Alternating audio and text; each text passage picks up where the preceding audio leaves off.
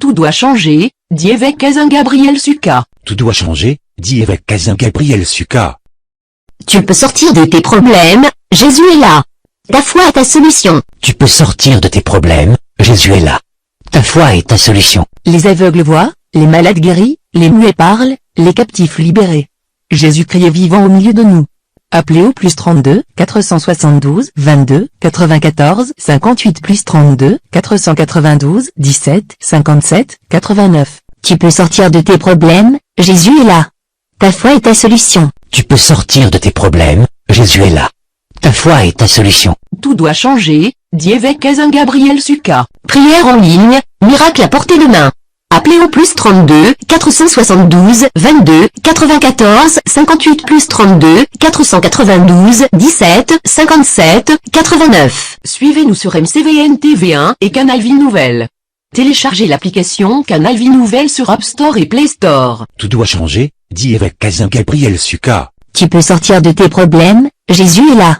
Ta foi est ta solution. Des prières en direct sur Canal Vie Nouvelle, ce soir à 21h30 avec évêque Gabriel Kazin Suka, ne ratez pas. Suivez-nous sur MCVN TV1 et Canal Vie Nouvelle. Téléchargez l'application Canal Vie Nouvelle sur App Store et Play Store. Canal Vie Nouvelle, radio de solution. Pour tout défi, écoutez Canal Vie Nouvelle. Suivez-nous sur MCVN TV1 et Canal Vie Nouvelle. Téléchargez l'application Canal Vie Nouvelle sur App Store et Play Store. Prière en ligne, miracle à portée de main. Appelez au +32 472 22 94 58 +32 492 17 57 89. Des prières en direct sur Canal Vie Nouvelle, ce soir à 21h30 avec évêque Gabriel Kazin Suka, ne ratez pas. Tu peux sortir de tes problèmes, Jésus est là. Ta foi est ta solution. Tout doit changer, dit évêque Kazin Gabriel Suka. Ensemble soutenons Mission Chrétienne Vie Nouvelle. Tu peux sortir de tes problèmes, Jésus est là. Ta foi est ta solution. En direct de Canal Vie Nouvelle, parole, prière et adoration. Les aveugles voient, les malades guéris, les muets parlent, les captifs libérés. Jésus-Christ est vivant au milieu de nous. Appelez au +32 472 22 94 58 +32 492 17 57 89. Suivez-nous sur MCVN TV1 et Canal Vie Nouvelle. Téléchargez l'application Canal Vie Nouvelle sur App Store et Play Store. Des prières en direct sur Canal Vie Nouvelle, ce soir à 21h30 avec évêque Gabriel Kazin Suka, ne ratez pas. Suivez-nous sur MCVN TV1 et Canal Vie Nouvelle. Téléchargez l'application Canal Vie Nouvelle sur App Store et Play Store. Canal Vie Nouvelle, radio de solution. Pour tout défi, écoutez Canal Vie Nouvelle. Téléchargez notre application Canal Vie Nouvelle sur Play Store et App Store. Tout doit changer, dit évêque Kazin Gabriel Suka. Tout doit changer, dit évêque Kazin Gabriel Suka. Tout doit changer, dit évêque Kazin Gabriel Suka. Tout doit changer, dit évêque Kazin Gabriel Suka. Tu peux sortir de tes problèmes, Jésus est là. Ta foi est ta solution. Tu peux sortir de tes problèmes, Jésus est là. Ta foi est ta solution. Les aveugles voient, les malades guéris, les muets parlent, les captifs libérés. Jésus-Christ est vivant au milieu de nous. Appelez au +32 472 22 94 58 +32 492 17 57 89. Les aveugles voient, les malades guéris, les muets parlent, les captifs libérés. Jésus-Christ est vivant au milieu de nous. Appelez au +32 472 22 94 58 +32 492 17 57 89. Tu peux sortir de tes problèmes, Jésus est là. Ta foi est ta solution. Tu peux sortir de tes problèmes, Jésus est là. Ta foi est ta solution. Tout doit changer, dit évêque Kazin Gabriel Suka. Tu peux sortir de tes problèmes, Jésus est là. Ta foi est ta solution. Tout doit changer, dit évêque Kazin Gabriel Suka. Tu peux sortir de tes problèmes, Jésus est là. Ta foi est ta solution. Prière en ligne, miracle à portée de main. Appelez au +32 472 22 94 58 +32 492 17 57 89. Suivez-nous sur MCVN TV1 et Canal Vie Nouvelle. Téléchargez l'application Canal Vie Nouvelle sur App Store et Play Store. Tout doit changer, dit évêque Kazin Gabriel Suka. Tu peux sortir de tes problèmes, Jésus est là. Ta foi est ta solution. Des prières en direct sur Canal Vie Nouvelle, ce soir à 21h30 avec évêque Gabriel Kazin Suka, ne ratez pas. Suivez-nous sur MCVN TV1 et Canal Vie Nouvelle. Téléchargez l'application Canal Vie Nouvelle sur App Store et Play Store. Canal Vie Nouvelle, radio de solutions. Pour tout défi, écoutez Canal Vie Nouvelle. Suivez-nous sur MOCV, MTV1 et Canal Vie Nouvelle. Téléchargez l'application Canal Vie Nouvelle sur App Store et Play Store. Prière en ligne, miracle à portée de main. Appelez au plus 32 472 22 94 58 plus 32 492 17 57 89. Des prières en direct sur Canal Vie Nouvelle, ce soir à 21h30 avec évêque Gabriel Kazazuka. Ne ratez pas. Nous avons un thème qui nous a amenés à nous tenir dans la présence du Seigneur. Et ce thème est intitulé « Pourquoi suis-je né? Pourquoi je suis sur terre? Quelle est ma raison d'être sur terre? Pourquoi je dois vivre sur la terre? Qu'est-ce que Dieu a besoin que je fasse sur la terre? Est-ce que je suis venu pour souffrir? Je suis venu pour gémir? Je suis venu pour vivre ces choses? » C'est la raison qui a poussé Jérémie de commencer à bénir le jour de sa naissance. C'est pourquoi nous avons parlé sur le jour de ta naissance. Bien que c'est long, on n'a pas tout fini. Et c'est des enseignements qu'il faut peut-être continuer après.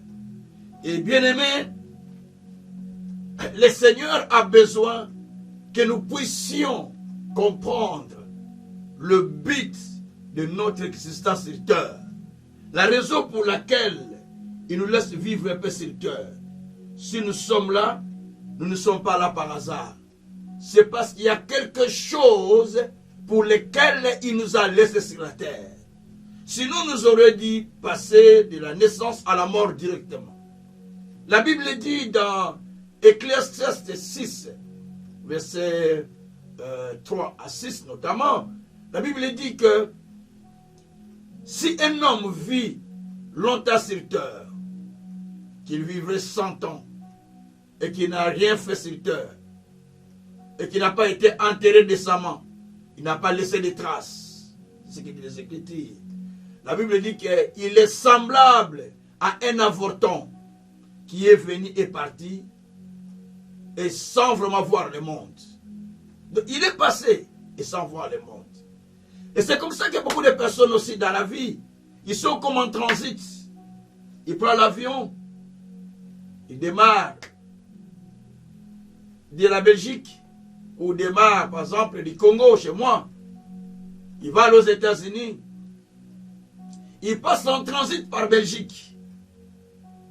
Donc, un transit, par exemple, d'1 heure, où il ne sait pas descendre pour voir la Belgique parce qu'il est dans l'avion. Et il continue, ou de 30 minutes, il continue, mais il n'est pas sorti.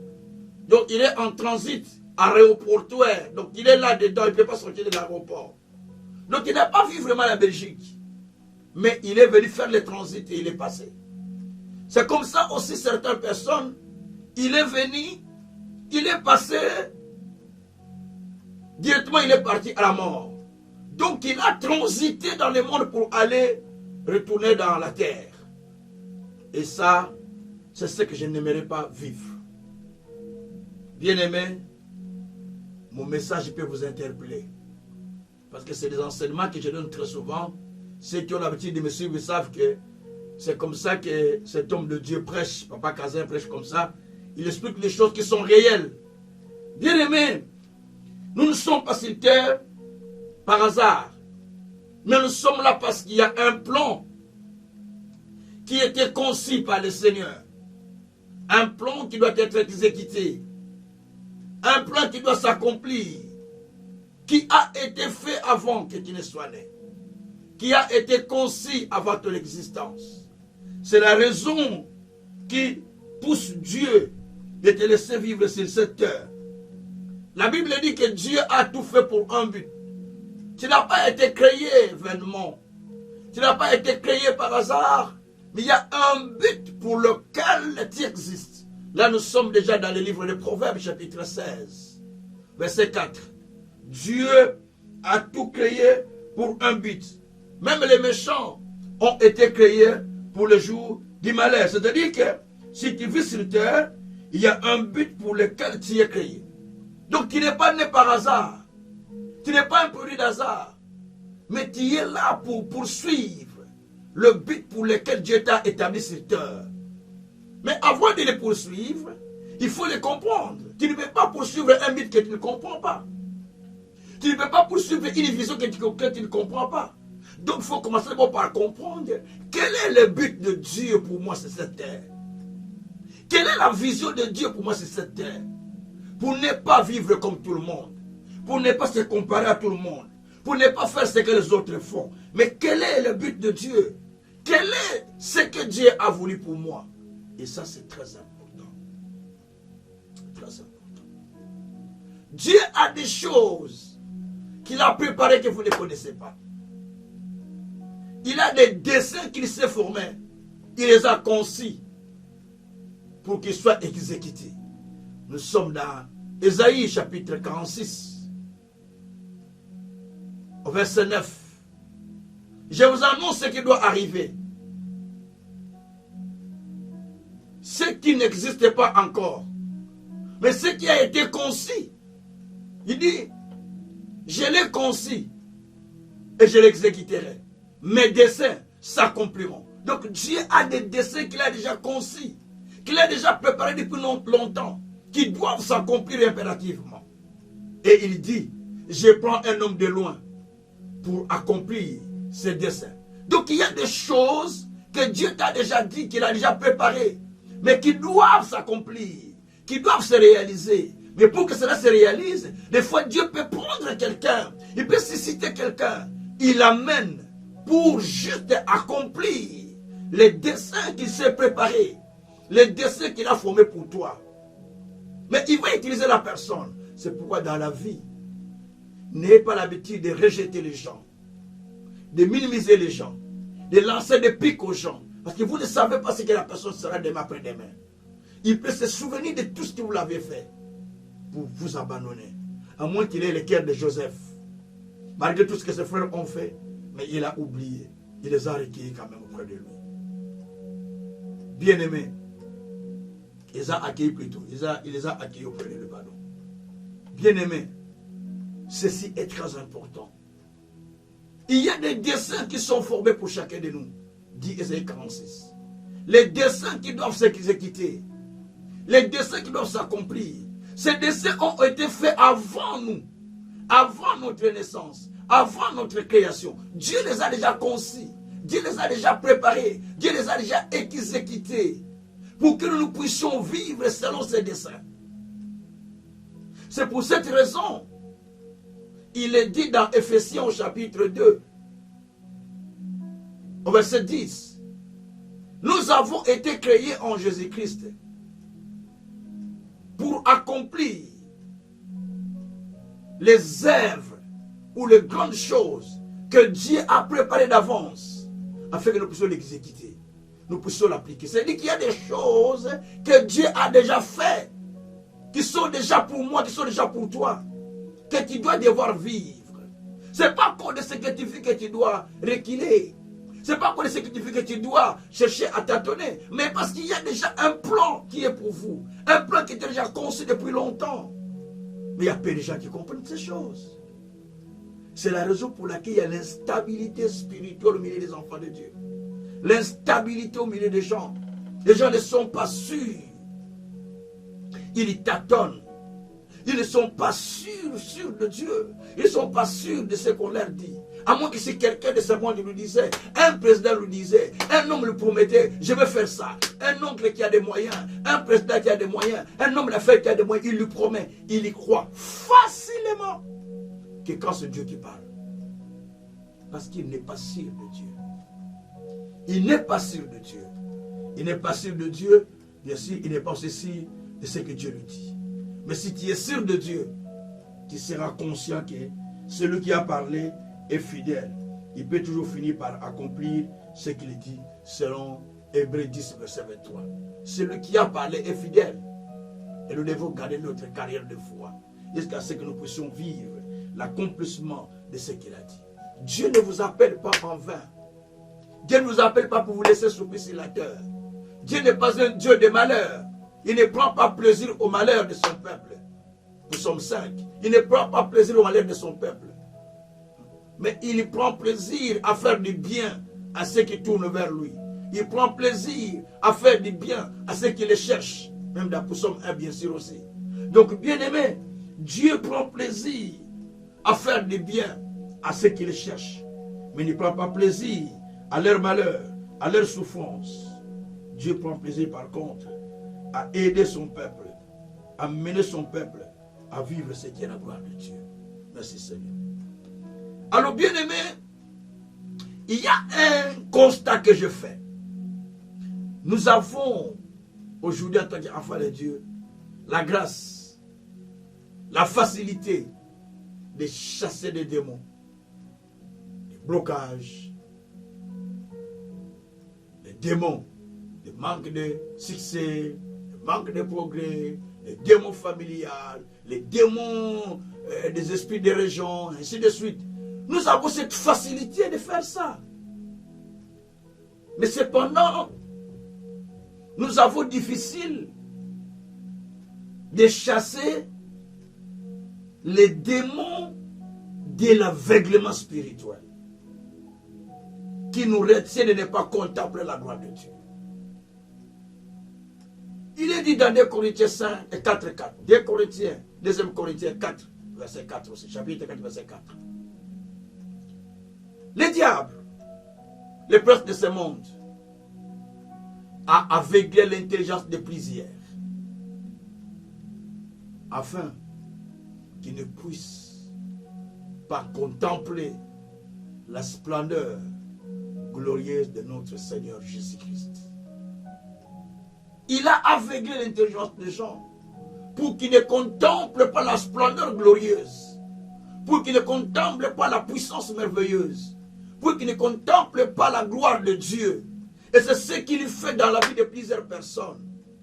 Il passe d'abord par aveugler la personne. Il passe par bloquer la personne afin de l'empêcher de ne pas aller plus loin, de ne pas voir la gloire que Dieu prépare pour lui. Et ce démon, c'est un géant.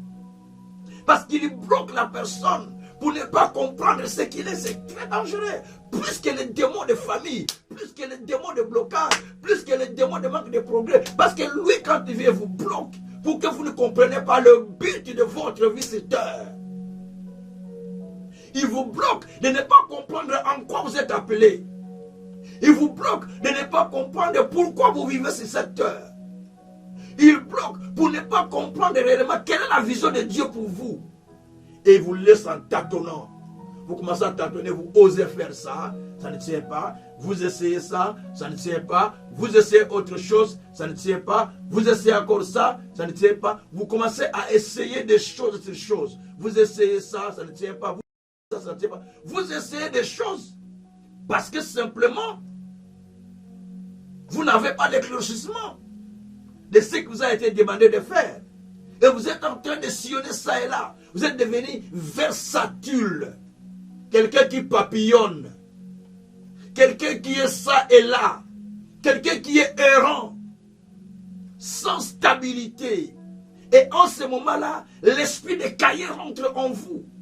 L'esprit de Caïn, quand vous lisez, je vais vous parler de l'esprit de Caïn pendant ce séminaire d'ailleurs.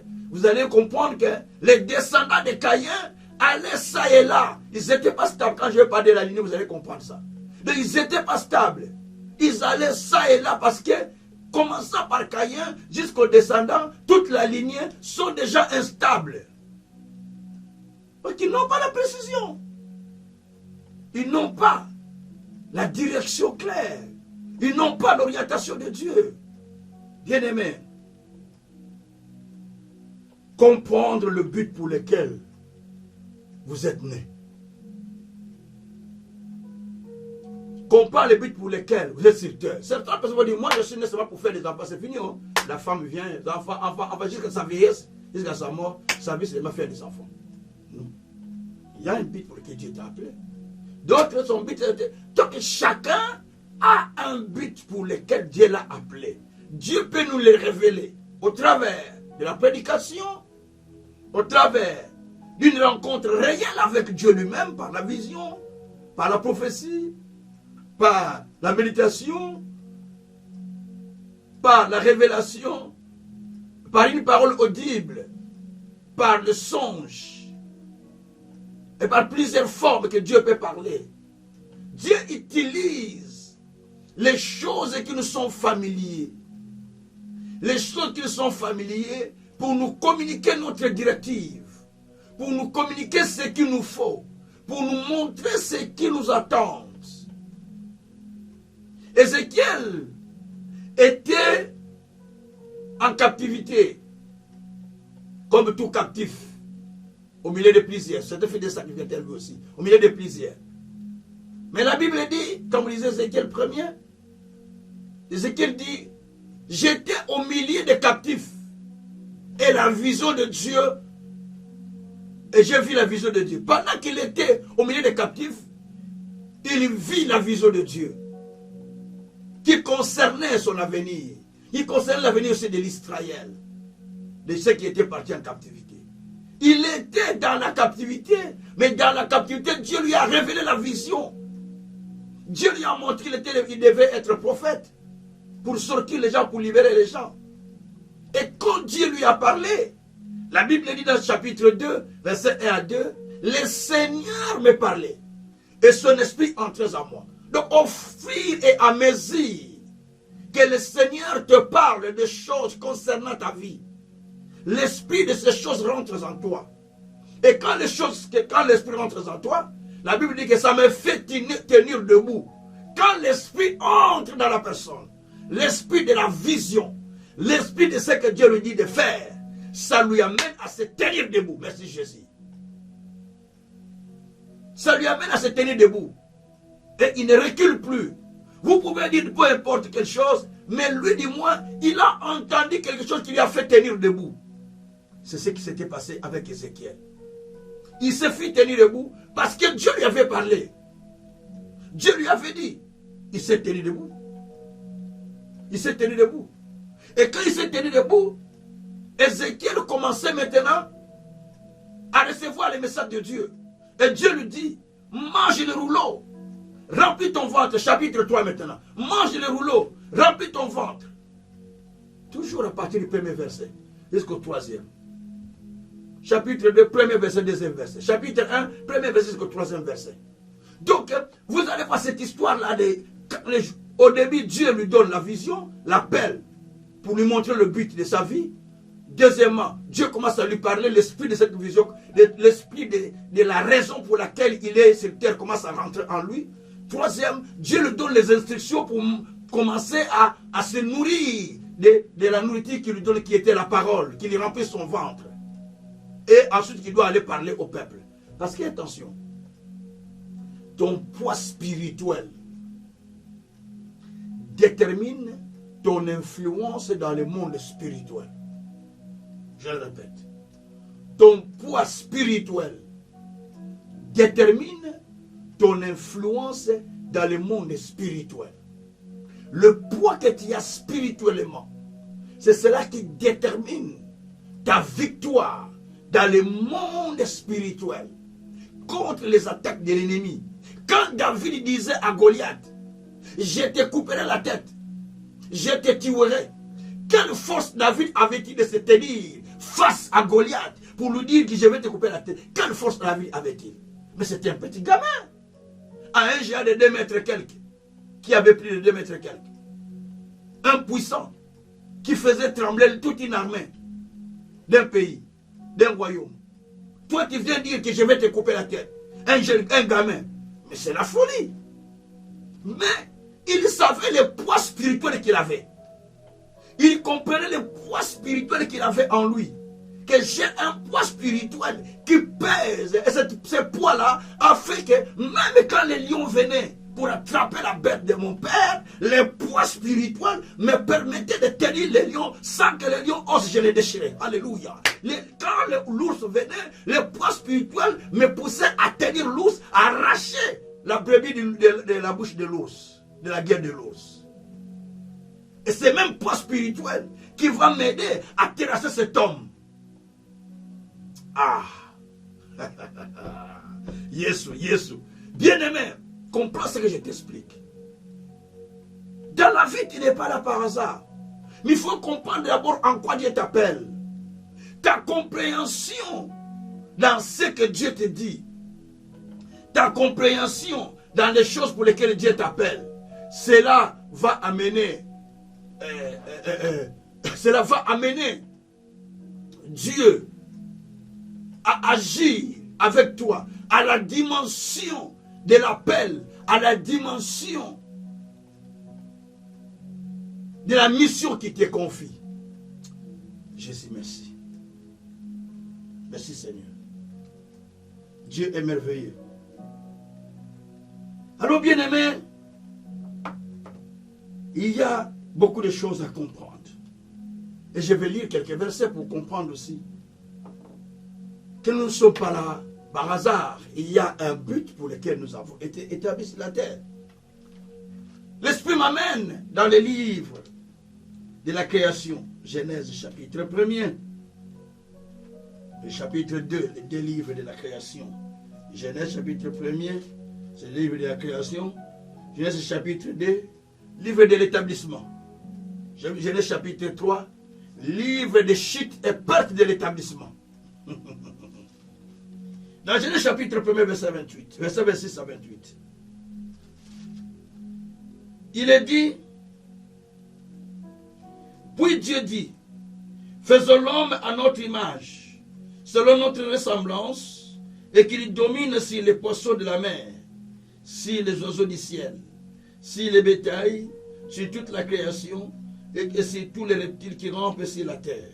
Dieu créa l'homme à son image. Il créa à l'image de Dieu. Il créa l'homme et la femme.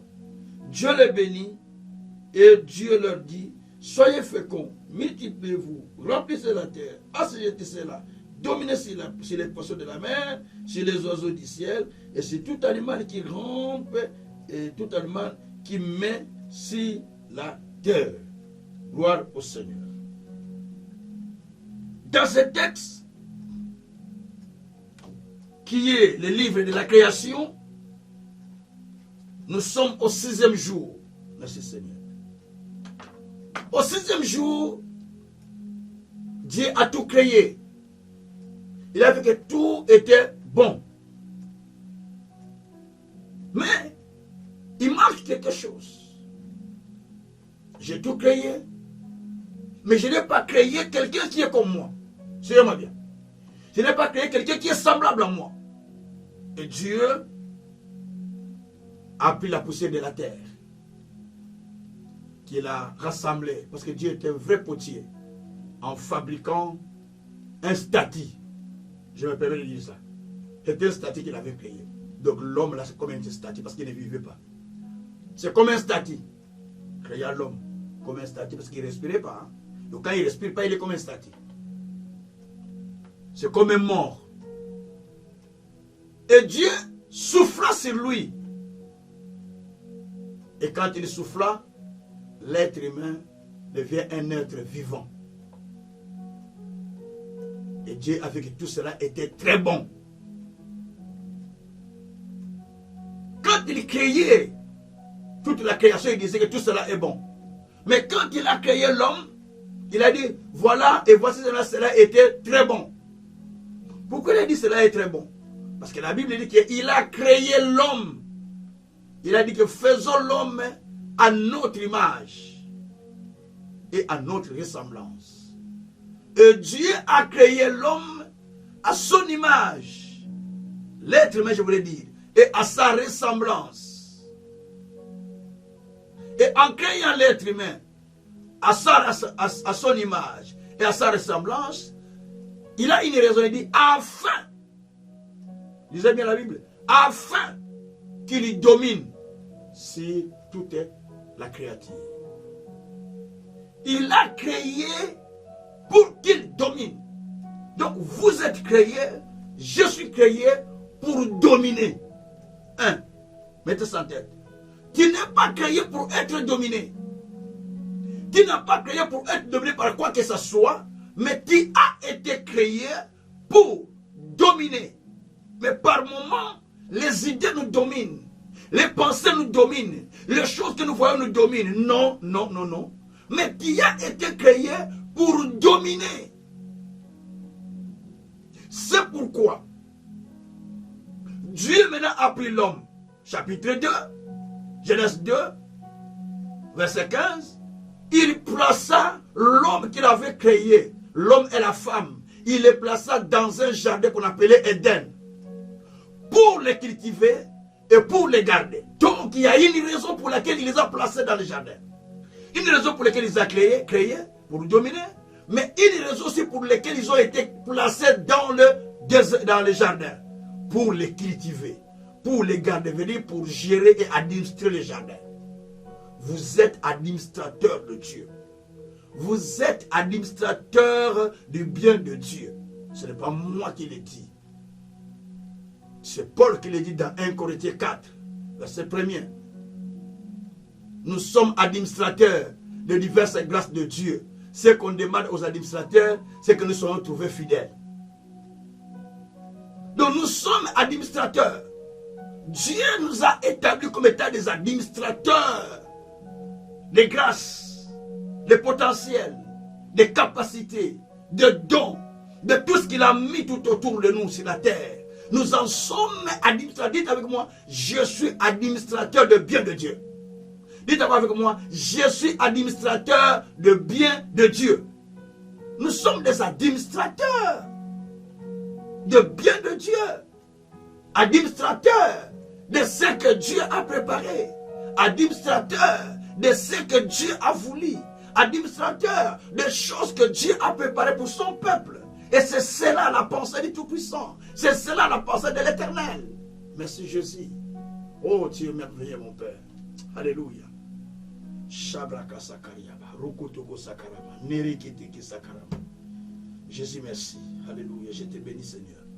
Et il continue. Il a établi l'homme dans les jardins pour les cultiver et pour les garder. Il y a la raison. Il y a la raison. Mais la même personne au chapitre 3, chapitre de Chit, chapitre 2, c'est le chapitre de l'établissement de l'être humain. Dieu est en train d'établir l'homme dans sa position qu'il doit avoir. Au chapitre 1er, Dieu est en train de créer l'homme avec but. Au chapitre 2, il nous place dans les jardins pour nous confirmer que toi, tu as été créé pour dominer. C'est toi qui dois dominer les jardins. C'est pourquoi David avait reçu ce même message de la création. Pour Psaume 5. Oui, je parle pour Psaume 5, verset 5 jusqu'à 8, si je ne me trompe pas. Oui, il dit que qui es-tu, ô homme, qui a été fait un peu inférieur à Dieu? Donc Dieu aussi nous a créé un peu inférieur à lui, en nous donnant toutes les capacités qui sont à lui. Qui sont en lui, pardon. Et il a déposé à nous. Parce qu'il a besoin que nous puissions faire ce que lui devait faire. En réalité, vous êtes le prolongement de la main de Dieu sur la terre. Nous sommes des petits dieux sur la terre. Jean 10, verset 34. Nous sommes des petits dieux sur la terre. Nous continuons à prolonger, même pour Psaume 82. Vous êtes de Dieu, mais vous mourrez comme des hommes. Nous sommes de Dieu. Nous sommes en train de continuer la mission de Dieu. Ce que Dieu a voulu faire. Il a confié à nous que nous puissions continuer à faire. Ne vous étonnez pas aujourd'hui. Vous êtes capable de me voir de partout où vous êtes avec les médias. Qui les a fait? Mais ce sont des hommes, ce sont des femmes qui ont été inspirés, qui ont reçu l'intelligence, qui ont compris qu'ils peuvent développer leur intelligence. Ils vous créent des applications, ils vous créent des sites, ils vous créent des choses qui vous permettent de pouvoir voir les lois. Mais ça, c'est toute cette technologie, c'est Dieu. Mais Dieu est toujours à la base. Parce que l'intelligence vient de Dieu, c'est Dieu qui donne cette intelligence à l'être humain pour développer des choses. Aujourd'hui, l'évangile se répand partout, dans n'importe quel pays où vous êtes, dans n'importe quel monde. Vous pouvez facilement me suivre. Vous pouvez suivre n'importe quel pasteur, n'importe quel prédicateur, parce que Dieu l'a répandu comme ça. Et l'évangile se répand en cascade partout. Tu ne peux pas me dire, je n'ai pas entendu l'évangile. Non, ça passe partout. Aujourd'hui, ça passe partout. Surtout ceux qui sont dans des pays développés. Eh bien, il ne faut pas dire que je n'ai pas entendu, parce que ça passe partout. Il suffit que tu les cherches et tu trouves dans l'internet, tu trouves des prédications, tu trouves les gens qui parlent de Jésus, tu trouves les gens qui parlent des prophètes de Dieu. Parce que tout ça, ça nous montre que Dieu a répandu son intelligence à l'être humain. Et pour continuer, bien aimé, Dans le chapitre 3, l'homme perd. Pourquoi il perd? Parce qu'il n'a pas respecté les ordres qui lui étaient donnés. Les commandements qui lui étaient donnés pour mieux vivre dans son jardin. Ça, c'est le plus grand problème. Lorsque vous n'avez pas suffisamment de l'instruction à propos du mandat qui vous a été donné, à propos de ce qui vous a été dit par le Seigneur, vous perdez directement votre instruction. Et quand vous le perdez, vous perdez aussi la position que vous devez avoir. Vous perdez la position. Et vous êtes chassé. Spirituellement, vous êtes chassé dans le poste que vous occupez dans le monde spirituel. Et le diable met une autre personne à ta place. C'est comme ça que ça se passe. Que Dieu soit loué. Donc, aussi, il y a un homme que j'ai beaucoup aimé. Et j'ai fait les études de cet homme il y a des années, plusieurs années, ça fait peut-être une 25e année, peut-être 25 ans à peu près. Je faisais les études avec mes étudiants de l'école biblique à l'époque. Je les renseignais sur les épîtres de Paul qu'on a étudiées. On faisait les études des études des épîtres. On voulait analyser pour comprendre le but de chaque livre que Paul avait écrit avec mes étudiants de l'école biblique à l'époque. On travaillait beaucoup sur ça pour aider à chacun à développer une connaissance approfondie par rapport à l'appel de Paul. Mais un constat remarquable qui nous a été fait, et que nous avons plutôt fait, dans chaque livre que Paul a écrit, dans tous ces livres qu'il avait écrits, tous les épîtres, il y en a à peu près 17 épîtres qu'il avait écrits, on va remarquer que chaque épître, il explique au début son appel. Pour la plupart des épîtres. Il explique son appel. Il explique sa raison de la raison de sa mission. Il explique sa raison d'être dans le ministère. Il explique sa raison d'être sur cette terre. D'ailleurs, je me dis comme ça. Il explique. Et il explique le but aussi de son courrier. Le but de sa lettre qu'il envoyait à des églises. En résumé, il fortifie la foi des gens, mais il explique aussi le but d'amener les gens à grandir, à croître, à aller à la maturité. Ça, c'est un prédicateur qui cherche à aider vraiment les âmes à grandir. Pas seulement un prédicateur qui dit, venez, tu vas recevoir le pain, demain les gâteaux, demain les cakes, demain les intels. Non. Mais un prédicateur qui cherche à faire grandir les gens, à faire croître les gens, à amener les gens à rentrer dans la profondeur, dans la dimension de la profondeur, parce qu'il parle de connaître Christ en largeur, en longueur, en hauteur et en profondeur, verset 3. Il dit que vous devez connaître Christ à toutes ces dimensions. Parce qu'il y a 4 dimensions de connaître Christ. On va parler ça d'un autre jour. Il y a 4 dimensions de la connaissance de Christ. La connaissance en largeur, la connaissance en longueur, la connaissance en hauteur et la connaissance en profondeur. Ce sont des dimensions. Peut-être toi tu t'arrêtes à un seul point. Mais il faut s'examiner pour comprendre aussi à quel niveau es-tu. Tu es à quelle dimension. Et quand tu ne t'examines pas, tu ne peux pas comprendre à quelle dimension tu te retrouves. Et ça, c'est très important d'ailleurs. Merci Jésus. Et ici, nous allons remarquer dans Romains 1, et je vais prendre mon appareil, lire avec rapidement, parce qu'il y a beaucoup de versets que je peux lire de l'apôtre. Vous allez voir que dans Romains chapitre 1er, au verset 1er, l'apôtre Paul explique ceci. Paul, serviteur de Jésus-Christ, appelé à être apôtre, mis à part pour annoncer l'évangile de Dieu. Paul, serviteur de Jésus-Christ, appelé à être apôtre, et mis à part pour annoncer l'évangile de Dieu ou du Christ. Donc Paul était appelé à être un apôtre. Il n'était pas appelé à être persécuteur de l'Église, comme il le faisait, mais il était appelé à être apôtre pour annoncer la bonne nouvelle du Seigneur. Donc il était appelé déjà depuis le sein de sa mère pour annoncer la bonne nouvelle. Et dans tous les livres que vous lirez, vous allez voir la même chose. Dans tous les livres que vous allez lire, je vais partir maintenant dans 1 Corinthiens au chapitre 1er, verset 1er, c'est la même chose. 1 Corinthiens 1er, verset 1er. Là, il va nous dire, Paul, appelé à être apôtre de Jésus-Christ, par la volonté de Dieu. Il est appelé à être apôtre de Jésus-Christ par la volonté de Dieu, pas par la volonté de l'homme, mais par la volonté de Dieu. Donc dans chaque courrier qu'il nous envoie, il nous explique la raison pour laquelle il est sur terre. Même pendant qu'il persécutait, pendant qu'il tuait les gens, pendant qu'il persécutait l'église, mais derrière ça, il lui était caché la face de sa raison d'être.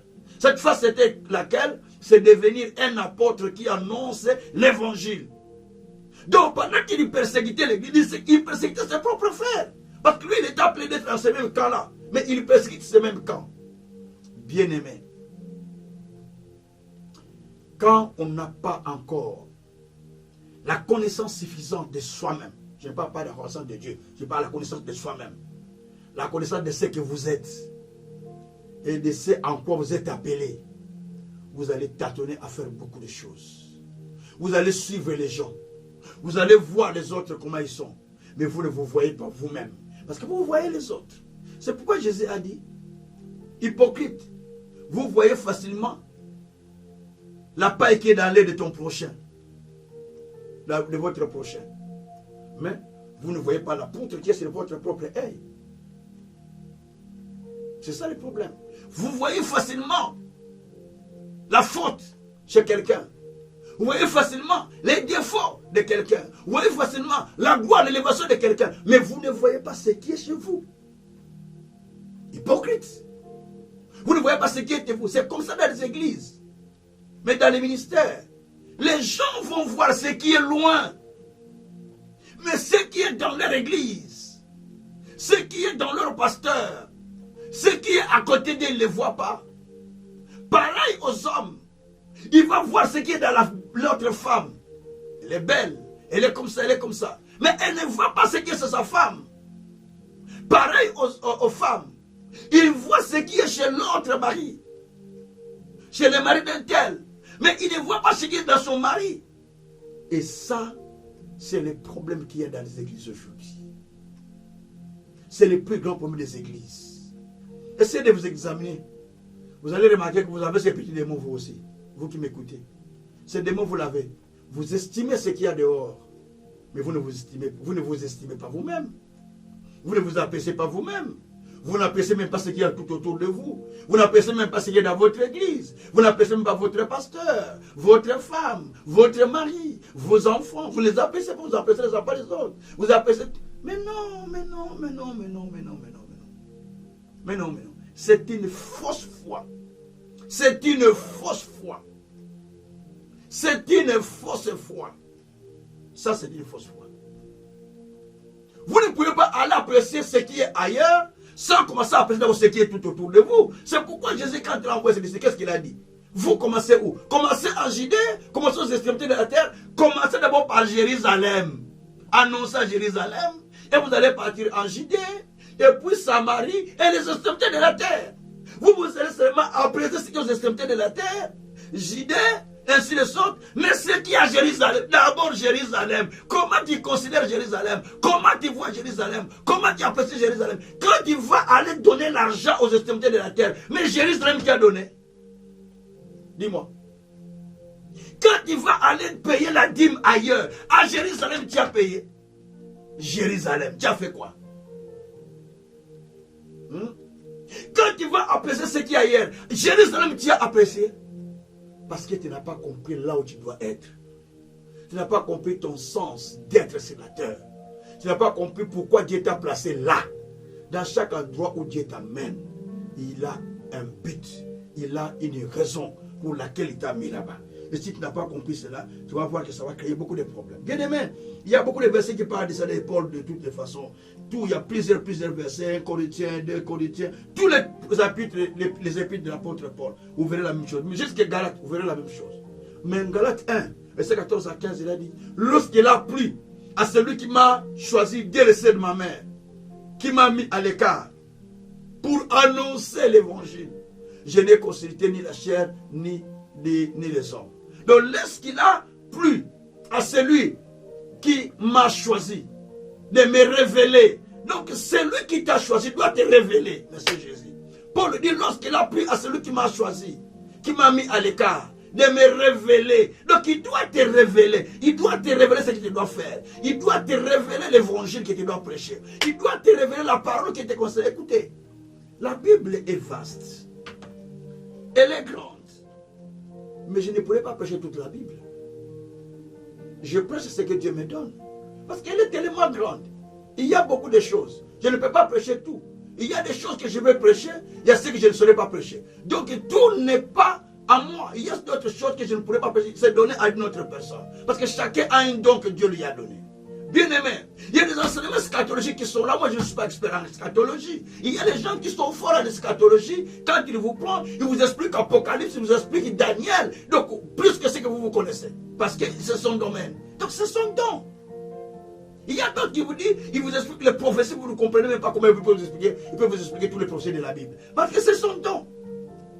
Donc, si tu ne comprends pas ça, tu vas commencer à faire de n'importe quoi parce que tu ne sais pas en quoi Dieu t'appelle. Bien aimé, nous avons besoin de comprendre la raison pour laquelle Dieu nous amène. Et là où il nous amène, pourquoi il nous amène. C'est très important. C'est pourquoi l'apôtre Paul a compris que lorsqu'il a pris à celui qui m'a appelé, qui m'a mis à l'écart, Dieu t'a mis à l'écart. Mais pourquoi t'a-t-il mis à l'écart? Est-ce que as-tu compris la raison pour laquelle il t'a mis à l'écart? Est-ce que as-tu déjà compris pourquoi il t'a mis à l'écart? Quel est le but pour lequel Dieu t'a mis à l'écart? Si tu ne comprends pas le but pour lequel Dieu t'a mis sur la terre, et tu vas commencer maintenant à te troubler. Le but de ta naissance. Proverbe 16, verset 4. Dieu a tout créé pour un but. Pourquoi tu as été créé, toi? Pourquoi tu as été créé? Pour souffrir, pour voir la misère? Non. Pourquoi tu as été créé? Il y a quelque chose pour lequel Dieu t'a créé. Mais tu n'as jamais cherché le Seigneur pour qu'il te révèle cela. Pour te révéler cela. Jérémie 33, verset 3. Il a dit, invoque-moi, je te répondrai. Je te ferai voir des choses cachées que tu ne connais pas. Il y a des choses cachées que tu ne connais pas, que Dieu doit te révéler. Mais il suffit de commencer à chercher le Seigneur pour tomber dans ce à quoi Dieu vous a appelé. En 89, 90, non, 86, pardon, 98, donc 80, comment je vais dire, non, 88, pardon, 88, 89, 90, en français belge ou 90, et 91, donc 91. J'étais à la recherche de Dieu, disant, Seigneur, mais apprends-moi en quoi tu me veux. Pourquoi je dois connaître ta tonne, faire ça, tel boulot, ça. Mais explique-moi réellement. Je travaille là, on me chasse du travail, je pars là, je travaille, après un temps, ça coupe. Mais pourquoi Dieu, je gagne beaucoup d'argent, j'ai acheté des camions. Les camions ne marchaient pas à tout. Mais pourquoi Dieu? J'ai commencé à me poser tellement de questions. J'ai prié. Et puis je suis allé chez un prophète. Et le prophète personnel, un prophète qui était à Badading. C'était un prophète, quand tu arrives, il commence à t'expliquer la vie. Même toi, tu ne nous dis rien. Dès que vous êtes en quitte, il a plein, à peu près 2-3 000 personnes, il commence à vous expliquer la vie. Chacun commence à libérer des prophéties pour les gens. Des fois, il t'appelle par les noms. Et j'étais parti pour la première fois. Les cousins m'ont amené là-bas, on est allé prier. Papa. C'était le matin, parce qu'ils faisaient les quittes que le matin. Et les quittes le matin, de 7h, de 6h à 8h. Il y avait les quittes de 6h à 8h. Directement, moi j'étais loin. Il a commencé à parler en puissance. Il a dit, allez, menez-moi ce jeune là qui est devant. J'ai commencé à trembler, à tamponner. Directement de loin, il m'a vu. Quand il a mis sa main semblant comme ça, la main de loin, j'ai fait 4 chutes. Il a mis sa main la main comme ça. J'ai chuté plus que 4 fois. Roulé. Et puis on m'a pris, il m'a amené, je lui ai dit, c'est un serviteur de celui-ci. Il a commencé à lui dire, celui-là, c'est un serviteur de qui va aller très loin. Il a payé pour moi. Il n'a rien dit de plus. Il dit seulement, marche dans la crainte de Dieu. Tu es un serviteur de Dieu qui va aller plus loin. Voyez, là je me suis dit, ah, ça y est. Donc il faut que je serve Dieu. Mais j'ai commencé à prier, à l'intercession, à la musique. J'ai chanté dans la chorale, j'ai intercédé, tout ça, mais je ne comprenais pas. Et je suis venu à l'église à Sem, chez mon père spirituel, docteur Ngoye, celui qui m'a formé. Et là, j'ai pris mes mains, rien. Je ne comprends rien. Je continue à prier, me dit, mais Dieu m'a dit qu'il m'envoie des serviteurs puissants. Et toi, par Dieu, parmi les serviteurs qui seront puissants. Il me dit seulement comme ça. Et moi, j'ai dit, ah, c'est le même professeur qui a été là-bas. Donc, je continue à m'attacher, à prier, à servir. Jusqu'au jour où Dieu m'était à Paris. Pour me parler de la mission que je devrais accomplir. Il dit, mais abandonne tout. Je t'ai choisi pour conduire l'avion. Afin d'aller distribuer dans le monde. C'est la parole de foi. Pour que tu ailles libérer ceux qui sont retenus captifs dans des prisons. Ou qui sont emprisonnés. J'ai dit, mais Seigneur, moi je conduis des véhicules. Mais les avions, non. Je suis mécanicien, si j'ai fait la formation mécanique industrielle. J'ai dit, je suis mécanicien, mais ça je ne sais pas. Il dit, mais non. Tu conduis cet avion. J'ai regardé comme ça en retraite. La nuit, comme ça vers 21h. En Afrique, il n'y a pas de courant. Mais je voyais sur le mur, la lumière qui pointait, j'ai tremblé, j'ai crié, Alléluia. Je voyais des choses comme ça. Pas en vision, pas que je dormais, non, comme ça. Et j'avais peur. J'ai trembloté. Je pleurais, j'ai transpiré au même moment. Parce que la lumière, je ne supportais pas regarder. J'ai crié, je voyais des choses sur la lumière. Il me dit, écris ça, mais comment je vais dire que je n'avais ni bic ni quoi? La Bible était là, il n'y a pas de la lumière. Même si je prenais le bic, il n'y a pas de la lumière. Il y avait coupé du courant. Mais j'ai crié, moi, c'est là où j'étais en retraite. Comment tu peux... J'avais peur, c'est quoi? Mais c'est un démon qui est venu, quoi. Mais ça, c'est Dieu. Il m'explique ce que je devais faire. Il dit, tu seras grand. Tu es pour dessiner pour des miracles. Toi, les enfants que je te donne, vous êtes pour dessiner pour des miracles. Moi, je n'ai aucun enfant spirituel à l'époque. Je ne suis pas pasteur. Mais c'était le 18 décembre 1991 ou 91. Dieu a commencé à parler. Dieu a commencé à m'instruire. Dieu a commencé à m'enseigner. Tu dis, tu vas ouvrir l'école. Tu vas commencer à former des gens. Et tu deviendras leader de leader. Je n'ai pas fait l'école biblique. Comment je vais ouvrir l'école? Vous voyez un peu ça. Mais quand Dieu parlait, il savait comment il devait me préparer. Bien aimé, il faut bien comprendre en quoi Dieu vous appelle. En quoi Dieu vous appelle. La compréhension des choses pour lesquelles Dieu vous appelle vous donne la dignité. Et vous distingue de plusieurs. La vision distingue les gens. La vision éloigne la confusion. La vision éloigne la copie. La vision éloigne le tâtonnement. C'est pourquoi moi, je ne suis pas influencé par quelqu'un. Ce n'est pas moi. Je ne suis pas influencé par quelqu'un. Ni influençable. Jamais. Je ne suis pas quelqu'un qui va commencer à regarder les autres sont devenus et moi je suis en retard. Jamais. Je ne le fais pas. Parce que je sais en quoi j'ai été appelé. Je sais ce qui m'a été dit. Je les garde. Il y a des choses que je dois dire à l'église, au ministère. Mais il y a des choses que je ne dirai pas parce que ça me concerne moi-même. Donc je garde ça pour moi. Jusqu'à ce que Dieu puisse accomplir cela. Parce qu'il a accompli d'autres choses. S'il a accompli déjà plusieurs, c'est que cela va s'accomplir aussi. Bien aimé, comprendre. Comprendre, et c'est très important de comprendre pourquoi le Seigneur t'appelle. De comprendre pourquoi le Seigneur t'a appelé. Si tu comprends ça, tu vas aller loin avec le Seigneur. Mais beaucoup de personnes ne font pas d'effort de comprendre pourquoi ils sont là. Ils ne font pas d'effort de comprendre la raison pour laquelle le Seigneur les appelle. Et c'est là où il y a les dangers. C'est là où il y a les dangers. Merci Seigneur Jésus-Christ. Alors, pour aller rapidement, l'apôtre Paul avait compris sa vision. Il avait compris la raison pour laquelle Dieu l'a appelé. Quand vous allez dans Actes des Apôtres, au chapitre 26, versets 16 à 18, l'apôtre Paul, Dieu lui était apparu. Et Dieu lui a révélé ce qu'il devait faire. Bien sûr, cela lui était révélé au travers d'Ananias. Il a dit, j'étais choisi vers les païens pour que tu ailles auprès d'eux, pour les sortir de la captivité, les faire quitter le monde des ténèbres au monde de la lumière, de la puissance de Satan à Dieu. Donc Dieu l'a choisi pour aller sortir les gens de la prison, du monde des ténèbres, pour les amener dans le monde de la lumière. Donc il a compris que ma mission, c'est d'aller dans le monde, c'est d'aller sortir les gens du monde de la captivité pour les amener dans le monde de la lumière. Et c'est ce qu'il avait compris. Il avait compris ça. Bien-aimé, il faut comprendre en quoi Dieu t'attend. C'est très important. Hyper important. Dans Acte 22, bien aussi, Acte 22, verset 14 à 16, il explique la même chose.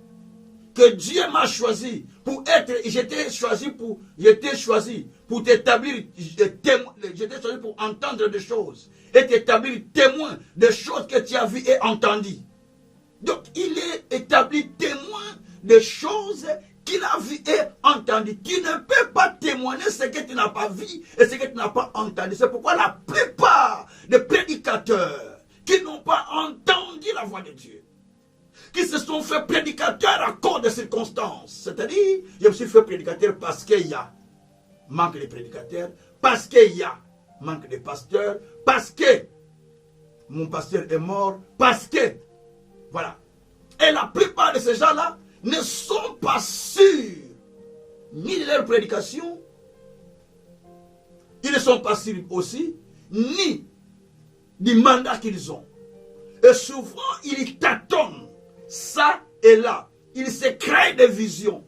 Ils s'inventent des visions, mais qui n'ont pas un mandat sûr, qui n'ont pas un numéro matricule céleste, qui n'ont pas un mandat de Dieu. Et ils tâtonnent, je suis prédicateur de là, je suis...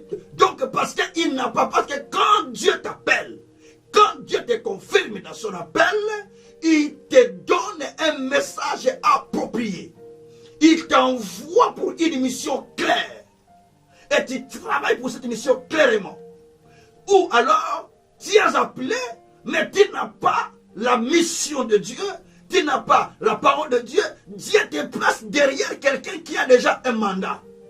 Dieu te place derrière quelqu'un qui a la parole, qui a une mission.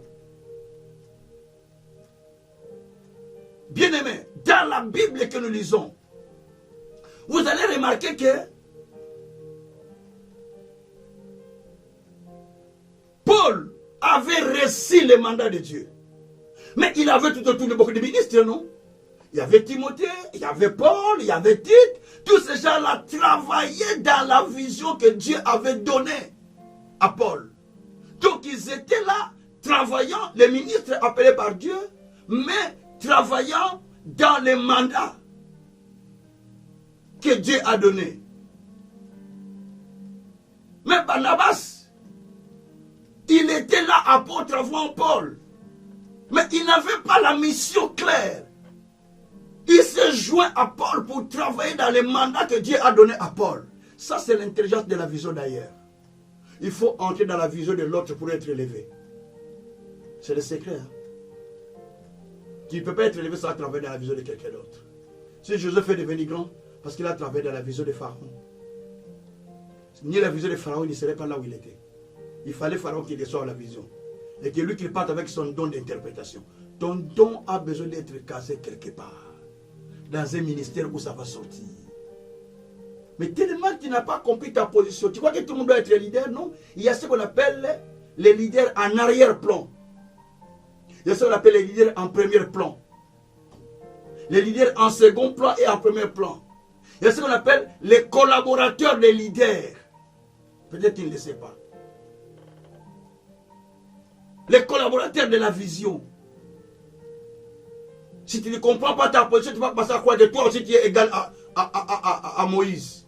Jamais Josué a cru qu'il était égal à Moïse. Impossible. Il savait qu'il était collaborateur. Il savait qu'il travaillait derrière Moïse. Il n'était même pas proche de Moïse. Celui qui était tout proche, c'était Hur, celui qui soulevait les mains. Et Hur et Aaron. Lui, il était derrière là-bas dans les champs. Mais tellement qu'il suivait les instructions du maître. Il comprenait les instructions du maître. Dieu est allé les prendre. Il n'a pas pris Hur, pourquoi? Pourquoi il n'a pas pris Hur? Parce qu'il n'était pas mort, non?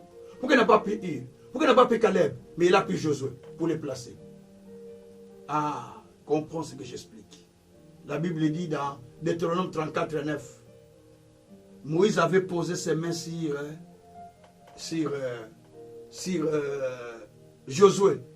La Bible dit que Josué était rempli de l'esprit et de la sagesse parce que Moïse lui avait imposé sa main. Quand quelqu'un mandaté par Dieu t'impose la main, il te transmet un savoir, il te transmet quelque chose, il te transmet l'esprit. Il te transmet l'esprit, il te transmet la sagesse. Mais ce qui te transmet là, attention, il faut travailler pour que cela soit conservé.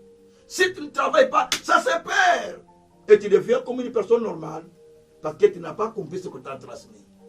Tu n'as pas saisi. C'est pourquoi beaucoup de gens sont autour des leaders, mandatés vraiment par Dieu. Mais tu ne les vois pas avec les failles que le maître a. Tu ne les vois pas avec la connaissance que le maître a.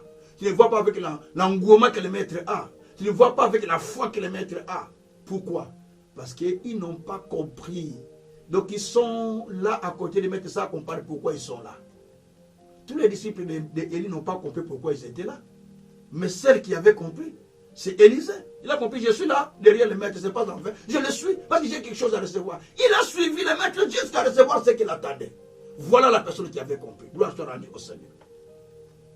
Alors pour aller encore vite, afin de clôturer, nous allons comprendre que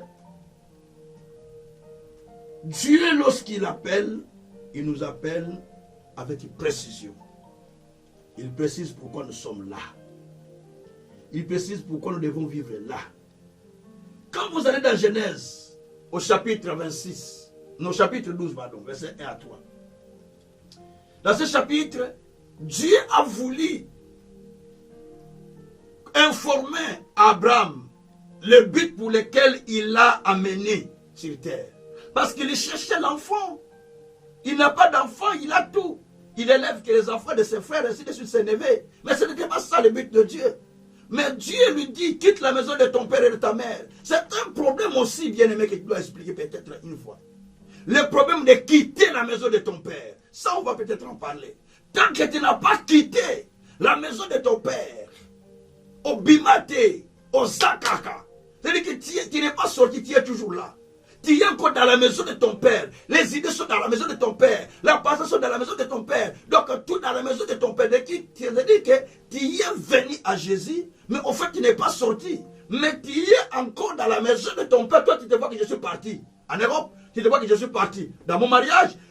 Mais en réalité, tu es encore dans la maison de ton père. Certaines personnes, ils rêvent même leur papa. Pendant qu'ils doivent rêver ton papa. Comment tu rêves ton papa dans les songes à la maison? Toi tu es déjà marié. Ah, dans la maison de ton père, tu dois quitter. Tu dois sortir. Tant que tu n'es pas sorti de la maison de ton père, tu ne peux pas comprendre la place qui t'a été préparée. C'est pourquoi, après la mort de père d'Abraham, Dieu a sorti Abraham de la maison de son père pour lui dire, va là où je vais te montrer. Et c'est là où je vais te bénir. Et quand il amène, il dit, je ferai de toi grand. Tu deviendras père d'une grande nation. Je te bénirai. Toutes les nations seront bénies par toi. Ainsi de suite. Donc Dieu rassure Abraham. Mais Abraham au chapitre 15, il commence à douter. Pourquoi? Parce que l'autre qui était à côté de lui est parti. Il est parti à Sodome. Il comptait que sur l'autre. Dieu ne me donne pas l'enfant. L'autre, mon neveu, là, je vais donner mon héritage à lui. L'autre est parti. Au chapitre 15, il commence à se proposer de donner son héritage à qui? À son serviteur, Eliezer. Dieu lui dit, mais non, ce ne sera pas lui. Il faut un fils qui sort de toi. Et Dieu l'amène au dehors. C'est pourquoi Dieu doit t'amener au dehors. Dieu l'amène au dehors pour l'ouvrir les yeux, afin de voir. Tant que tu es encore là, dans ta coquille, dans ta dimension de voir les choses, tu n'es pas encore allé au dehors de soi. Dieu ne t'a pas encore amené au dehors de soi. Tu ne peux pas voir les dessins du ciel dans ta vie. Or, au ciel, il y a des dessins qui se dessinent. Le plan de ta vie n'est pas destiné sur terre. Le plan de ta vie n'est pas destiné à quelqu'un dans un bureau. Mais le plan de Dieu est destiné au ciel. C'est pourquoi Dieu a amené Abraham. Regarde un peu au ciel. Quand il a regardé, il a commencé à voir les étoiles. Lui, il voyait les étoiles. Mais Dieu voyait des enfants. C'est ça le problème aussi. Le problème de bien voir. Donc Abraham n'a pas bien vu. Parce qu'Abraham a vu les étoiles. Mais Dieu n'a pas vu les étoiles. Dieu a vu des enfants. Il a dit, si tu sais compter ces étoiles, ça sera le nombre de tes enfants. Donc toi, tu comptes les étoiles, mais moi, je te compte les enfants. C'est ça le problème. Dieu lui comptait les enfants, mais lui comptait les étoiles. Ah, Attention. Attention, attention.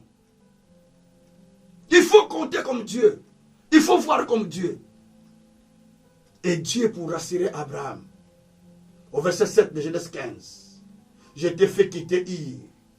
Je t'ai fait quitter Ur pour te donner Canaan. Je t'ai fait quitter ce pays-là pour te donner Canaan. Le pays que tu vois, je te l'ai donné. Et ça nous montre comment Dieu travaille. Donc pour rassurer à la personne sa raison d'être. La raison pour laquelle il est sur terre. Bien-aimé, de même que son fils est parti dans le pays d'Abimelech, dans le pays de Guérard. Il vit là-bas, il y a la famine. Tout le monde part, il va en Égypte parce qu'il y a la famine. Tout le monde est en train de sortir, allons en Égypte. Allons en Égypte parce qu'ici, ça ne va pas. Mais lui aussi, il veut partir, Isaac. Mais il oublie que lui, il a la promesse de Dieu. Il veut partir en Égypte. Dieu lui dit, oh, Genèse 26, à partir du verset 1 jusqu'au verset 5. 1 à 5. Dieu lui dit, attention, ne va pas en Égypte comme tout le monde. Toi, tu dois rester ici. Parce que je vais te bénir à partir d'ici. Parce que ton père avait obéi à ce que moi je lui ai dit. Et à cause de cela, je vais bien te bénir. Donc reste là où tu es. Donc il pouvait se dire, mais papa, je suis dans un endroit où il y a la sécheresse, la famine.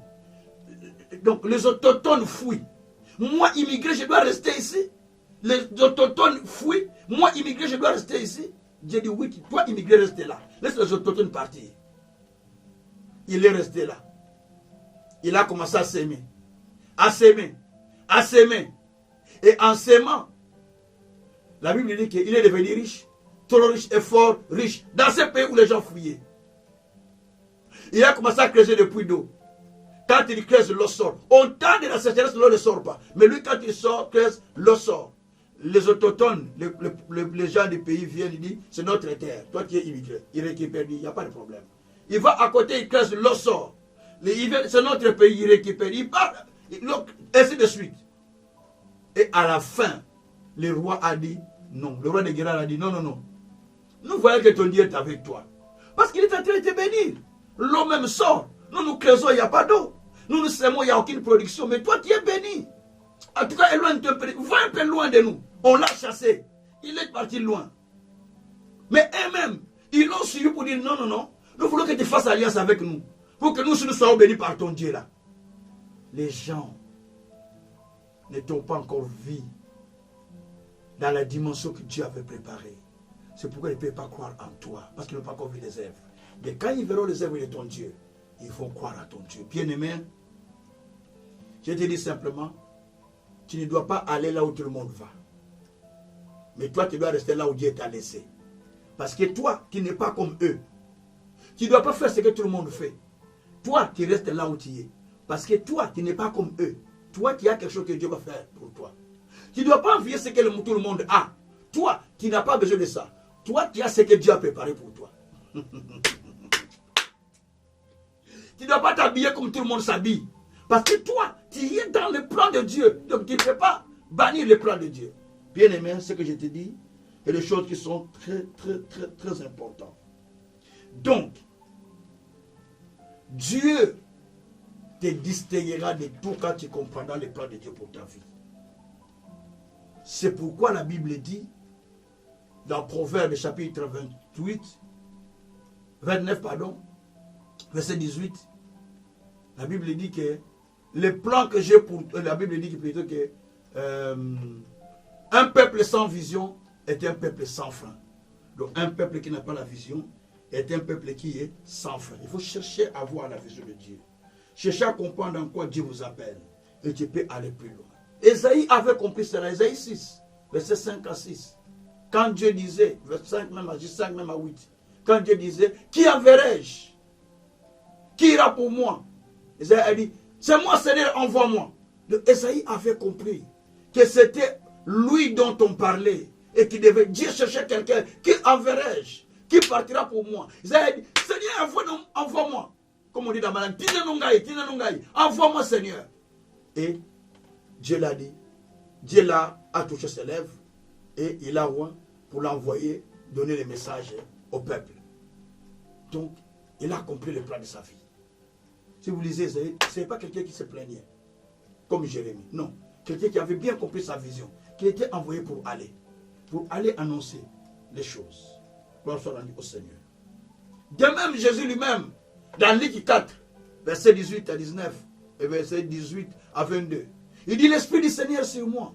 Il m'a envoyé pour annoncer la bonne nouvelle aux pauvres, pour rendre libres les opprimés, pour libérer ceux qui sont captifs, pour guérir les malades, et ainsi de suite. À la fin, il dit, ces choses que vous entendez, c'est accompli aujourd'hui. Les gens se disent, mais ce n'est pas le fils de Marie, ce n'est pas le fils de Joseph, ce frère ne sont-ils pas avec nous? Mais comment il peut dire des choses comme ça? Et parce qu'ils n'ont pas compris ce qui est avec lui. Personne ne peut comprendre ce que toi, Dieu t'a dit. Et quand il explique aux gens, les gens vont te prendre comme quelqu'un qui est un peu détraqué mental.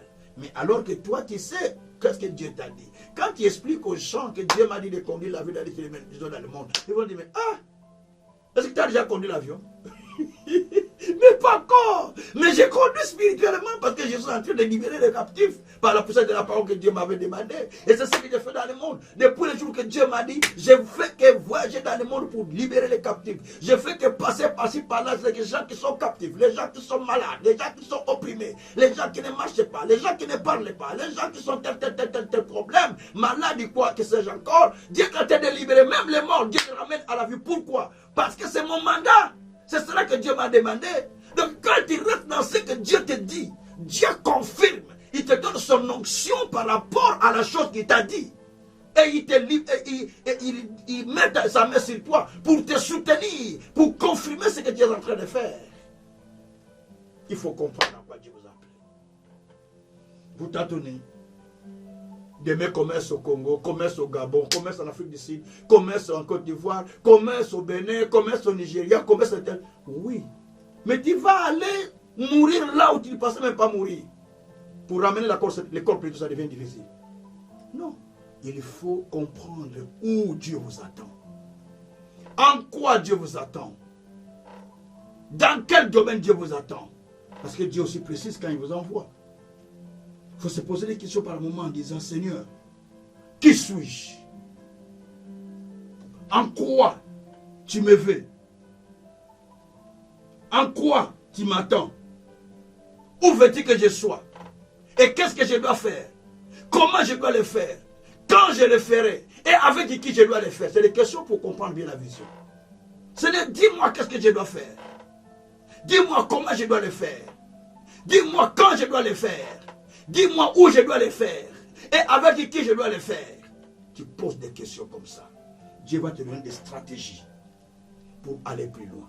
Parce que, selon Ésaïe 49, verset 1 à 2, tu as été établi déjà depuis le sein de ta mère. Dieu t'a déjà établi pour être quelqu'un. Ce que tu dois être est déjà établi. Ce que Dieu attend de toi, que tu les cherches pour comprendre en quoi tu es établi. C'est pourquoi pour Psaume 32, verset 8 à 9, la Bible dit, ne sois pas comme les milets qui ne sait pas là où il doit partir. Mais moi, Dieu, je te conduirai. Je te montrerai le chemin que tu dois suivre. Pour Psaume 32, verset 8 à 9. Il faut que Dieu te montre le chemin où tu dois marcher. Pas toi-même. Et tu ne vas plus tâtonner. Même toi qui cherches un mari, dis pas tous les hommes sont pareils. Non, ils ne sont pas pareils. Il faut que tu pries Dieu pour qu'il te dise c'est qui ton homme. Dieu ne peut pas te dire c'est lui. Et puis demain tu dis, ah je doute vraiment de cet homme. Mais parce que vous passez le moment difficile, tu dis, je doute de cet homme, ce n'est pas le bon homme que Dieu a me préparé pour moi. Tu dis, ah le mariage, ce n'est pas bon parce que, ah si je savais. Comment tu dis si je savais? Donc Dieu était fou qui t'a dit que c'est lui. Ah, les gens qui n'ont pas la foi dans ce qu'il leur avait été dit. Les gens qui croient que Dieu a vieilli, après un moment, il ne va plus faire ce qu'il lui avait dit. Voilà, parce que vous n'avez pas la foi dans ce que Dieu vous avait dit. Vous doutez à la parole de Dieu. Mais maintenant, je vais prier pour vous. Et toi et moi, nous prions aussi. La seule prière, c'est de parler à Dieu de te révéler. Ce que tu devrais être. Le Seigneur, révèle-moi les secrets de ma vie. Il y a les secrets, nous cherchons à avoir accès aux secrets cachés. Dis Seigneur, révèle-moi les secrets de ma vie. Quelle est ma raison d'être? Que dois-je faire? David a dit, fais-moi compter mes jours sur terre. Donc il dit, Seigneur, mais apprends-moi comment je dois vivre sur cette terre. Montre-moi ce que tu veux que je fasse. Dirige-moi, oriente-moi, mets-moi dans les chemins de ma destinée. Tu me fais entrer dans ce que tu as préparé pour moi. Ne m'amène pas en dehors de mon plan, mais amène-moi dans mon plan. Ne m'amène pas là où tu ne veux pas que je puisse partir. Là où tu sens que ce n'est pas mon endroit, ne m'amène pas là-bas. N'amène pas des gens à côté de moi qui ne sont pas les miens. Mais mets ceux qui sont préparés pour moi dans mon chemin. Prions le Seigneur. Alléluia. Seigneur Dieu, nous venons à toi maintenant, Père.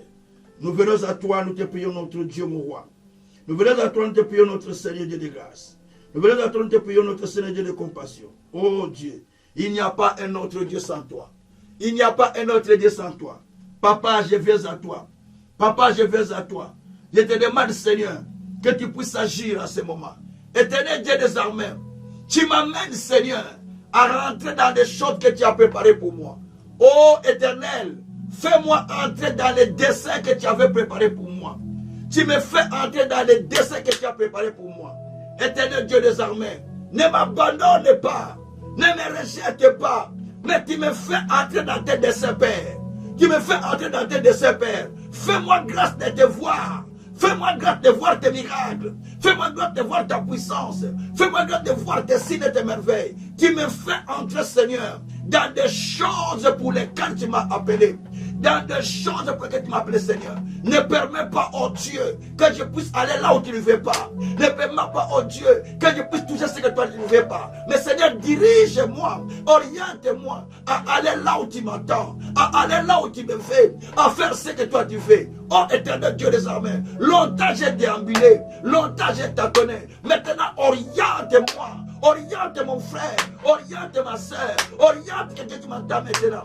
Donne-nous la vraie direction. Oriente-nous, Seigneur. Toi, tu as dit, tu entendras une voix qui te dira, va à gauche ou va à droite. Père, maintenant, oriente-nous. Fais-nous entendre ta voix qui nous parle, qui nous donne la direction, qui nous donne l'orientation. Tu avais dit à Pierre, qui avait péché toute la nuit, tu avais dit, jetez le filet à droite. Et quand tu l'avais jeté, il a attrapé le poisson. Éternel Dieu des armées, oriente chacun de nous. Oriente chacun de nous. Oriente chacun de nous. Oriente chacun de nous. Oriente chacun de nous. Oh Seigneur, tu nous fais entrer, Seigneur, dans des choses que tu attends. Alléluia.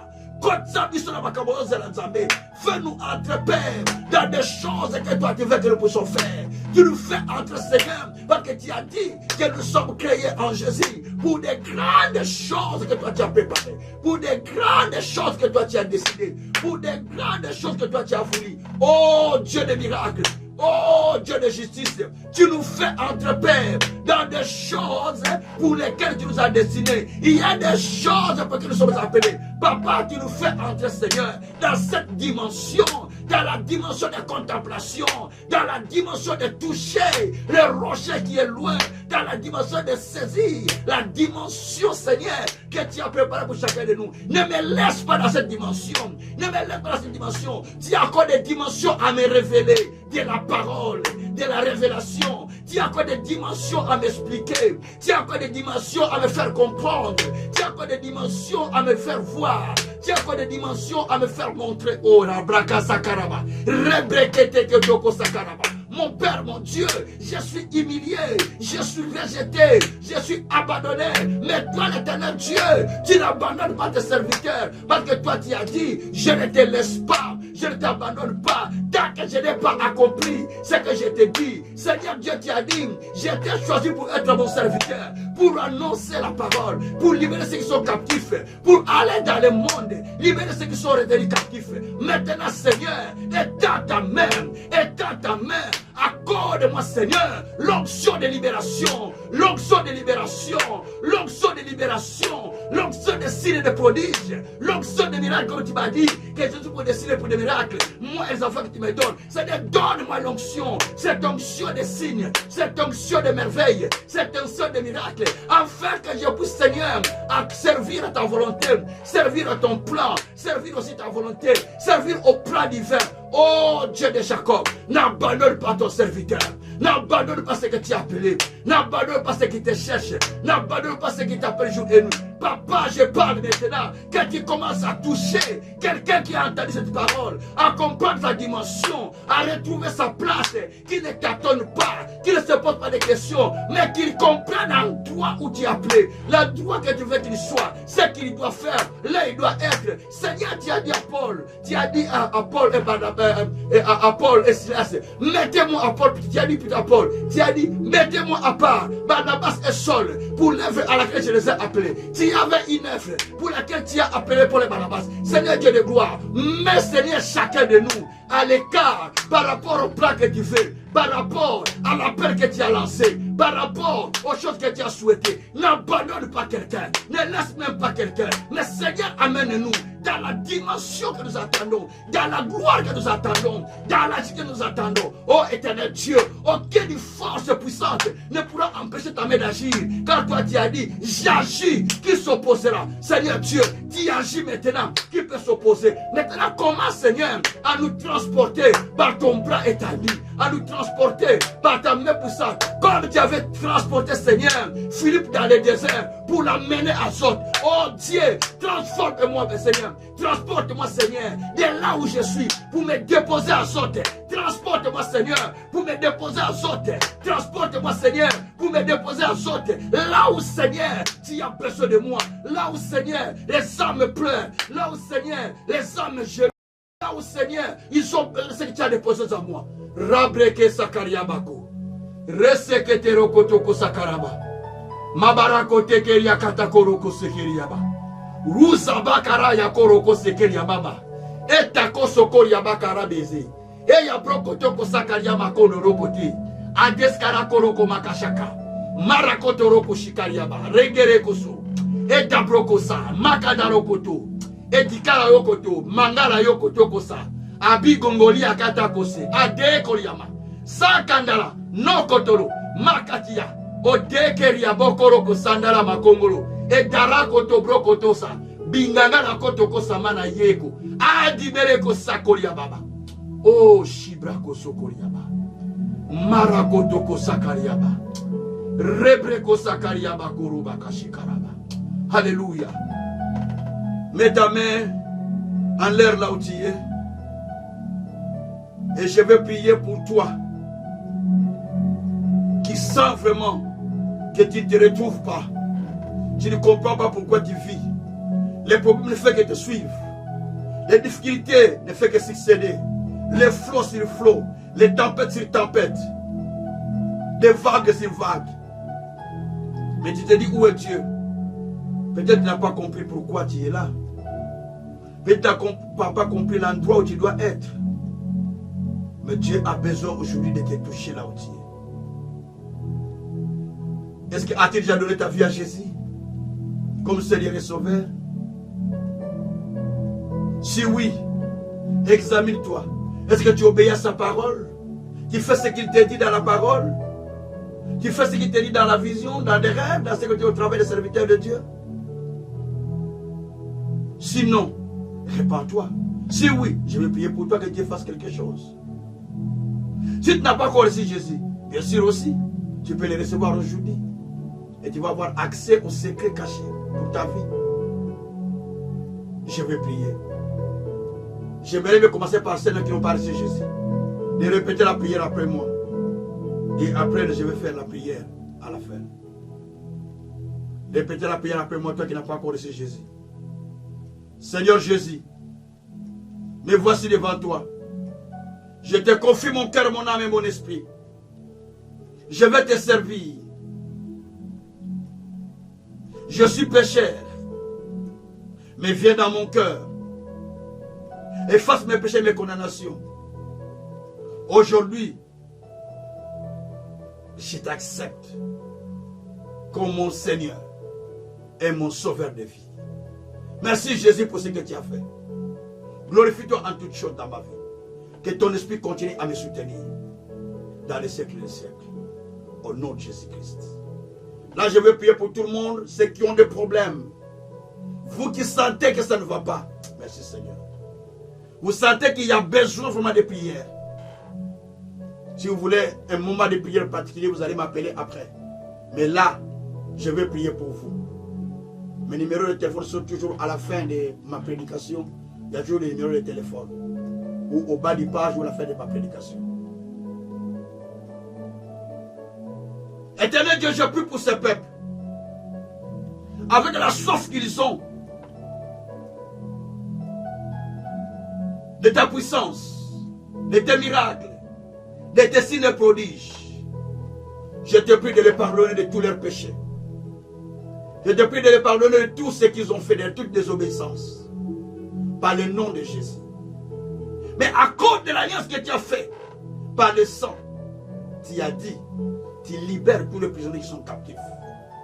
Je me joins à cette parole, en ce moment, pour réclamer la libération de tout un chacun qui est retenu captif, à n'importe quelle situation, à l'instant que je parle. Libère les Seigneur, libère les Seigneur, libère les Seigneur, libère les Seigneur, par le nom de Jésus-Christ. Je déclare, quiconque demeurait encore dans l'emprisonnement spirituel, puisque toi tu as dit bientôt il sera libéré. En accord à cette parole, j'ordonne la libération de cette personne, de l'emprisonnement spirituel, de l'emprisonnement spirituel. Sortez de là où tu es, sois libéré pendant que je parle au nom de Jésus. Je parle, Seigneur, pour celui qui est malade, pour celui qui souffre, parce que toi tu as dit, tu t'es chargé de nos souffrances, tu as pris nos maladies, tu as pris notre infirmité, et par tes médecines nous sommes guéris. Maintenant j'ordonne à toute infirmité, à toutes sortes de souffrances, de commencer à quitter cette personne, de commencer à quitter cette personne, pendant que je parle, au nom de Jésus-Christ. Seigneur, tu as dit mon peuple ne sera plus jamais dans la confusion. Maintenant je prie pour quiconque était dans la confusion, quiconque était dessus, quiconque était dans la déception, quiconque était dans la confusion, quiconque était dans les difficultés. Maintenant que je parle, j'enlève la honte, j'enlève la confusion, j'enlève le rejet sur sa vie, au nom de Jésus. Seigneur, parce que toi tu as dit, je vais t'habiller de vêtements de gloire. Par accord à cette parole, je l'habille de vêtements de gloire. Je l'habille de vêtements de gloire. Je l'habille de vêtements de solution. Je l'habille de vêtements de miracles. Je l'habille de vêtements d'élévation. Je l'habille de vêtements, Seigneur, de signes et de prodiges. Je l'habille de vêtements de réponse à l'instant. Au nom de Jésus-Christ. Sebreko sakaraba. Resekataro kote kiriyama. Nandara kotoko. Ezabreke teko rabo. Iyagara mana yeke sekeria baba. Ruza kre kotoko robaka. Esataria koroba. Père me confirme. Père confirme. Père confirme. Père confirme, par des signes, par des prodiges, par des miracles, que ta parole soit vivante, que ta parole soit accompagnée de signes et de prodiges, par le nom de Jésus, par le nom de Jésus. Merci Seigneur. Jésus, merci. Tout ce que toi tu dis, ça finit par s'accomplir. Tu as dit une parole à Moïse, et tu as fini par l'accomplir. Une parole à David, ta main puissante là qui s'est quittée. Oui, tu jures par toi-même. La vérité sort de ta bouche. Et tes paroles sont irrévocables. Maintenant, Seigneur, accomplis cela. Accomplis, Père, pour la gloire de ton Seigneur. Merci, Seigneur, pour ce que tu as fait. Je te bénis. Je te loue. Je te glorifie. Rendez grâce à Dieu anticipativement pour ce qu'il a fait déjà pour vous. Merci, Seigneur, pour ce que tu as accompli. Merci pour ce que tu réalises. Merci pour ce que tu décides en ce jour. Merci pour le plan qui se dessine en ce soir. Oh, quelqu'un, Seigneur, a des yeux ouverts pour voir là où il doit être, pour comprendre pourquoi il est là. Il a des oreilles ouvertes pour entendre pendant que je parle. Oh, merci Saint-Esprit. Merci Seigneur. Je te remercie pour tout ce que tu fais en ce moment. Béni soit-il le Dieu Tout-Puissant. Au nom de Jésus, j'ai ainsi prié avec l'action du Saint-Esprit. Nous disons Amen. Soyez bénis, soyez encore bénis. Que le Tout-Puissant continue à vous visiter, continue à vous bénir en toutes choses, par le nom merveilleux de notre Seigneur Jésus-Christ. Pour vous dire ensemble Amen. Soyez bénis totalement. Que Dieu de justice puisse vous visiter. Dieu de miracles continue à vous voir. Dieu de signes et de merveilles continue à vous